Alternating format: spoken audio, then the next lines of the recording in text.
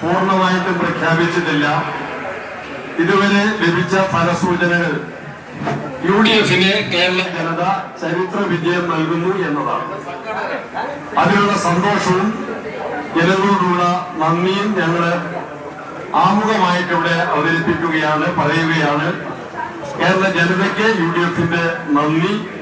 ഏറ്റവും അവസാനത്തെ റിസൾട്ട് കൂടി വന്ന് തെരഞ്ഞെടുപ്പ് ഫലം വിശകലനം ചെയ്തുകൊണ്ട് AICC ജനറൽ സെക്രട്ടറി KC വേണുഗോപാലുണ്ട്, പ്രതിപക്ഷ നേതാവുണ്ട്. ഈ തെരഞ്ഞെടുപ്പിന് ഞങ്ങളെ സഹായിച്ച AICC കേരളത്തിന്റെ ചുമതലയുള്ള ദീപാജിയുണ്ട്, രമേശ്ജിയുണ്ട്, തരൂർജിയുണ്ട്, കൊടുക്കുന്നതിലുണ്ട്, UDF convener Adoor പ്രകാശുണ്ട്.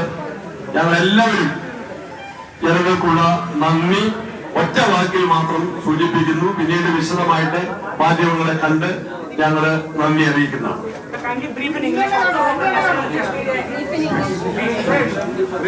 We are much thankful to the Kerala people for having us given a thumping victory in the Legislative Assembly election. This is a repetition of what has happened in the local body. This is a clear verdict against the LDF for their anti-people activities and policies taken. We are very much thankful for the Kerala public and Kerala voters. Thank you very much. ആരാകും മുഖ്യമന്ത്രി? അങ്ങനെ ചോദ്യം മറുപടി ഹ്രസ്വമായ വാർത്താ സമ്മേളനമാണ്. സതീശൻ ഒന്നും സംസാരിച്ചില്ല. ആദ്യം എണീറ്റ് പോയത് സതീശനാണ്. സതീശൻ ആദ്യം സൈഡിലാണ് ഇരുന്നത്. അല്ല, ഇതിനു മുൻപ് ഈ ഒരു ഉപതെരഞ്ഞെടുപ്പ് കഴിഞ്ഞ് ആര് സംസാരിക്കണമെന്ന കാര്യത്തിൽ KPCC പ്രസിഡന്റ് K സുധാകരനും പ്രതിപക്ഷ നേതാവ് VD സതീശനും തമ്മിൽ മൈക്കിന് വേണ്ടി ഒരു ചെറിയ തർക്കം ഉണ്ടായിരുന്നു. ഇന്ന് അങ്ങനെ ഒന്നുമില്ല. KPCC പ്രസിഡന്റ് പറഞ്ഞു കഴിഞ്ഞു. KC വേണുഗോപാൽ പോലും സംസാരിച്ചില്ല. ഇനിയും ചെങ്ങന്നൂരിൽ സജി ചെറിയാന്റെ ലീഡ് 804 മാത്രമാണ്. ചെങ്ങന്നൂരിൽ ലീഡ് കുറയുന്നു. അടുത്തതായി LDF-നെ സംബന്ധിച്ച് വലിയ ആശങ്ക ഉണ്ടാക്കുന്ന ഒരു സ്ഥലം ചെങ്ങന്നൂരായിരിക്കും. ആലപ്പുഴയിൽ അക്ഷരാർത്ഥത്തിൽ തേരോട്ടമാണ് UDF-ന്റേത്. അമ്പലപ്പുഴയിൽ ഇപ്പോൾ 6018 ലീഡ്, ആലപ്പുഴയിൽ 6568 ലീഡ്, കായംകുളത്ത് 4006 വോട്ടിന്റെ ലീഡ്. മാവേലിക്കര മാത്രമാണ് LDF-നെ പിടിച്ചു നിർത്താൻ സഹായിക്കുന്നത്. അരൂര് UDF-നാണ്. ചേർത്തലയിൽ LDF കംഫർട്ടബിളായി ലീഡ് എടുക്കുന്നു. കുട്ടനാടും ഹരിപ്പാടും വലിയ വിജയത്തിലേക്ക് UDF നീങ്ങുന്നു. PA മുഹമ്മദ് റിയാസിന് പ്രതിപക്ഷ നേതാവാകാനുള്ള സാധ്യത തെളിഞ്ഞു വരികയാണോ? 5878 വോട്ടുമായി ഇപ്പോഴും ബേപ്പൂരിൽ ലീഡ് ചെയ്യുന്നുണ്ട് PV അൻവറിനെതിരെ PA മുഹമ്മദ് റിയാസ്. അപ്പോൾ കേന്ദ്ര കമ്മിറ്റി അംഗങ്ങളെല്ലാം കേന്ദ്ര കമ്മിറ്റി അംഗങ്ങളെല്ലാം വീണു. സംസ്ഥാന സെക്രട്ടേറിയറ്റ് അംഗങ്ങളിലേക്ക് വന്നാൽ ഇപ്പോൾ അവശേഷിക്കുന്ന PA മുഹമ്മദ് റിയാസ് ആണ്.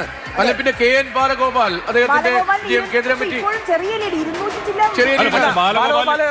എണ്ണി വരുമ്പോഴത്തേക്ക് ബാലഗോപാലിന് തിരിച്ചു വരാൻ കഴിയും എന്നുള്ളതാണ്.